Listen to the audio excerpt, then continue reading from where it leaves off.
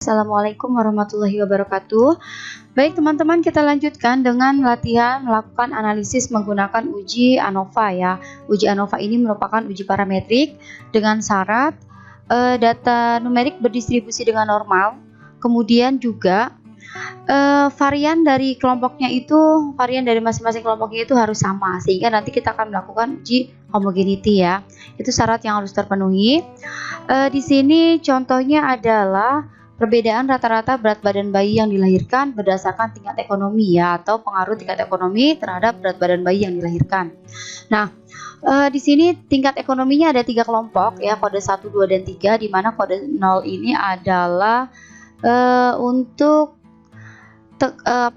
kelompok ekonomi rendah, sedang, dan tinggi ya, ada 3 kelompok. Nah, mari kita lakukan analisisnya secara langsung ya.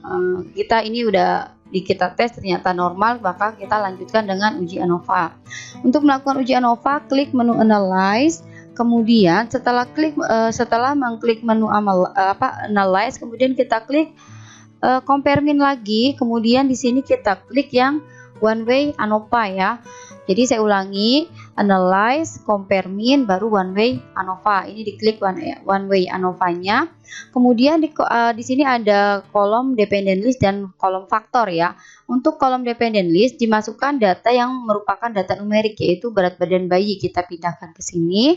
Kemudian untuk data yang kategoriknya kita masukkan ke dalam kolom faktor.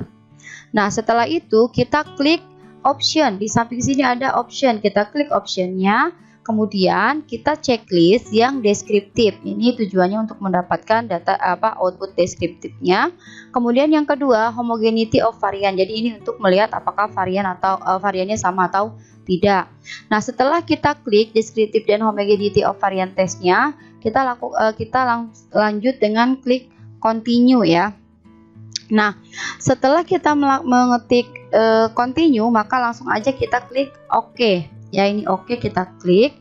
Kemudian langsung kita lihat di lembar outputnya. Nah, di lembar outputnya ini ada beberapa tabel, 3 tabel. Saya akan bacakan. Yang pertama adalah tabel deskriptif. Oke, di tabel deskriptif ini menunjukkan deskripsi dari nilai masing-masing kelompok ya.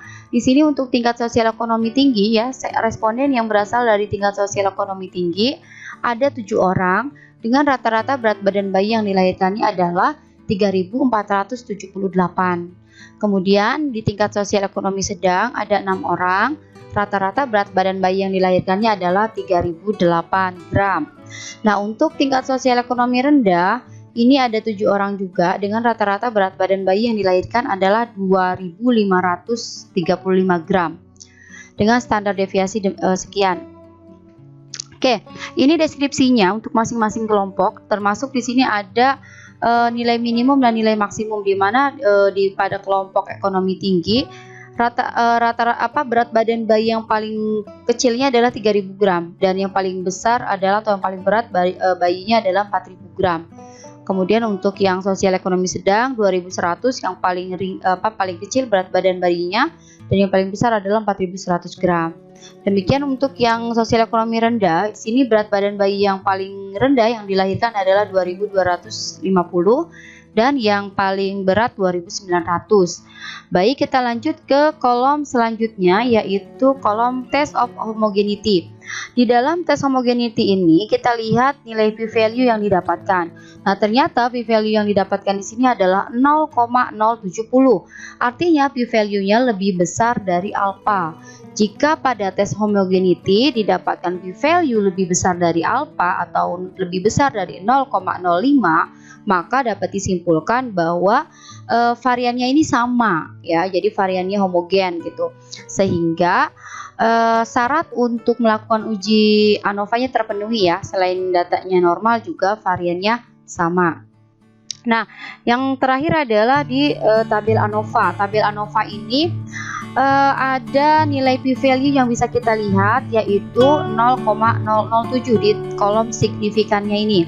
Nah, ini menunjukkan bahwa 0,007 berarti p-value yang didapatkan pada uji ANOVA lebih kecil dari alfa atau lebih kecil dari 0,05. Nah, artinya ada perbedaan yang signifikan rata-rata berat badan bayi yang dilahirkan berdasarkan tingkat sosial ekonomi. Atau dengan kata lain, ada pengaruh sosial ekonomi terhadap berat badan bayi yang dilahirkan. Oke ya, jadi yang kita lihat p-value-nya yang mana? P-value-nya adalah yang kita lihat pada kolom uji ANOVA ya, di kolom signifikan ini. Ini adalah p-value dari uji ANOVA. Nah, demikian teman-teman untuk uji ANOVA. Kemudian setelah selesai ternyata didapatkan ada perbedaan yang signifikan atau ada pengaruh, kita bisa melanjutkan dengan uji post hoc ya. Jadi tidak hanya selesai sampai di uji ANOVA saja. Kalau dari uji ANOVA ada pengaruh atau ada perbedaan yang signifikan, teman-teman bisa melanjutkan dengan uji post hoc.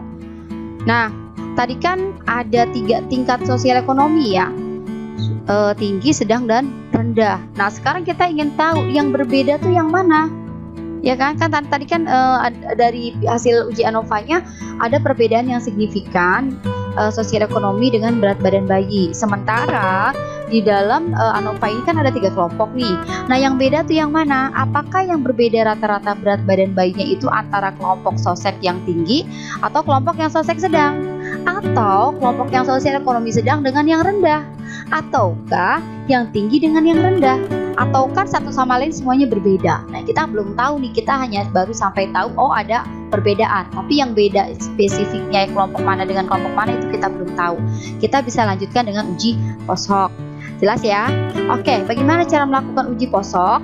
Nah, caranya kita klik kembali menu analyze, kemudian klik lagi compare mean, kemudian klik lagi one way ANOVA, sama seperti tadi ya. Kolom dependent list dan faktornya juga sama seperti tadi. Bedanya kalau tadi kita klik hanya optionnya aja ya, sekarang kita tambahkan klik post hoc. Oke, klik post hoc, kemudian dari dari post hoc ini, kemudian kita klik lagi menu 2K. Nah, di sini 2K kita klik ya. Di equal varian sum-nya ini di 2K yang kita klik ya. Nah, kalau sudah baru kemudian kita klik continue. Oke. Setelah continue kita lanjut dengan oke. Oke. Nah, hasilnya akan muncul lagi. Hasilnya sama ini. Deskriptifnya sama dengan yang tadi, tes homogeneity juga sama dengan tadi, dan ANOVA-nya juga sama. Yang berbeda adalah di sini ada tambahan post hoc testnya. Nah, karena tadi untuk uji ANOVA sudah kita lihat, sekarang kita lihat post hoc-nya ya. Nah, post hoc ini membandingkan antar kelompok.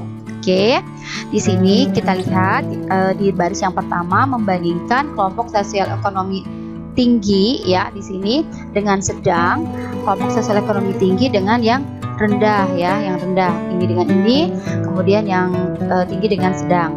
Atau kita mau lihat di sini di tingkat sosial ekonomi sedang dengan tinggi, tingkat sosial ekonomi sedang dengan rendah. Begitupun yang baris terakhir, tingkat sosial ekonomi rendah dengan tingkat sosial ekonomi tinggi dan tingkat sosial ekonomi rendah dengan yang sedang. Oke, kita lihat bedanya berdasarkan apa kita lihat? Kita lihat perbedaannya berdasarkan p-value dong. Oke, p-value yang mana? Yang ini, yang kolom stick ini. Oke, pada baris pertama kita lihat, kita bandingkan sosial ekonomi tinggi dengan sedang. Berbeda signifikan atau tidak gitu ya antar dua kelompok tersebut. Nah, p-value yang didapatkan adalah 0,213. Artinya p-value yang didapatkan lebih besar dari alfa, sehingga dapat kita simpulkan bahwa rata-rata berat badan bayi yang dilahirkan pada kelompok sosial ekonomi tinggi dengan kelompok sosial ekonomi sedang itu tidak ada perbedaan. Jelas ya? Oke. Nah, kemudian kita lihat yang kedua. Kita bandingkan yang sosial ekonomi tinggi dengan sosial ekonomi rendah. Ya, kita lihat. Ternyata p-value yang didapatkan adalah 0,005. Artinya, ada perbedaan signifikan rata-rata berat badan bayi yang dilahirkan oleh kelompok sosial ekonomi tinggi dengan kelompok sosial ekonomi rendah. Ya, nah sekarang yang belum dilihat adalah antara kelompok rendah dengan kelompok yang sedang. Kita lihat nih, sedang dengan yang rendah, p-value-nya berapa? 0,2110. Juga sama, lebih besar dari nilai alfa, sehingga dapat kita simpulkan bahwa Rata-rata berat badan bayi yang dilahirkan oleh kelompok sosial ekonomi sedang dan kelompok sosial ekonomi rendah itu tidak ada perbedaan yang signifikan. Jelas ya teman-teman ya. Nah, perbedaan rata-rata gimana sih ini? Perbedaan rata-rata berat badannya di kelompok mean different ini ya, di tabel sini. Nah, saya jelaskan sekali lagi, berarti dari hasil uji ANOVA dan uji POSOK ini kita bisa mengetahui dari uji ANOVA ada perbedaan signifikan atau ada pengaruh sosial ekonomi dengan berat badan bayi yang dilahirkan. Dan dari POSOK kita lebih tahu secara spesifik ternyata yang berbeda itu kelompok sosial ekonomi tinggi dengan kelompok sosial ekonomi rendah saja. Sementara kelompok sosial ekonomi yang tinggi dengan sedang tidak ada perbedaan, kelompok sosial ekonomi sedang dengan rendah juga tidak ada perbedaan. Oke teman-teman, itu penjelasan mengenai uji ANOVA yang kita lanjutkan dengan uji POSOK tes. Mudah-mudahan bermanfaat. Jika ada pertanyaan boleh tuliskan di kolom komentar ya. Terima kasih, semoga bermanfaat. Assalamualaikum warahmatullahi wabarakatuh.